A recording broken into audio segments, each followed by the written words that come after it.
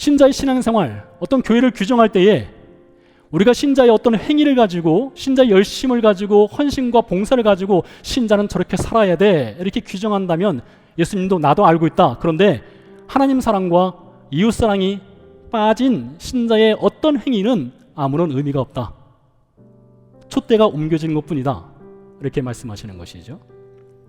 우리는 성경에서 아주 열심을 냈던 교회들을 찾아볼 수가 있습니다. 그 대표적인 교회가 고린도 교회라고 생각을 합니다. 고린도 교회는 신앙에 열심이 있었어요.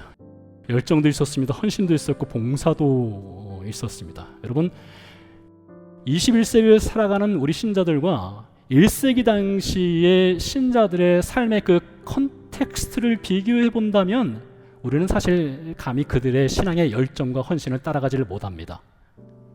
고린도 지역은요, 성적으로 타락한 지역이었습니다. 우상 숭배가 천거라던 지역이었습니다. 사실 다들 우상 숭배자였던 것이죠. 그들이 십자가 복음을 들었습니다. 그리고 예수님께 돌아왔습니다. 그리고 신앙에 열심을 냈습니다. 열정을 갖고 진리를 수호하면서 그들이 신앙생활을 했습니다. 그런데 고린도 교회만큼 문제 많은 교회가 없었죠. 신앙의 열성은 있었으나 처음 사랑이 없는 대표적인 교회가 또 고린도 교회이기도 했습니다. 그러한 고린도 교회를 향해서 바울이 이렇게 말을 하고 있습니다. 고린도전서 13장 말씀인데요. 애원하는 능력이 있습니까? 산을 옮기는 믿음이 있습니까? 천사의 말을 하고 있습니까? 모든 비밀을 아는 지식이 있습니까? 그러나 사랑이 없으면 여러분은 아무것도 아닙니다.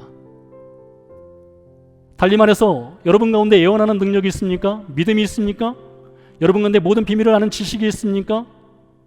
그러나 사랑이 없으면 아무것도 아닙니다. 더 나아가 볼까요? 고린도 교회를 향해서 내 모든 것으로 구제하고 있습니까? 내 몸을 볼사르게 내줄 정도로 누군가를 위해서 헌신하고 있습니까? 그러나 사랑이 없으면 아무 유익이 없습니다.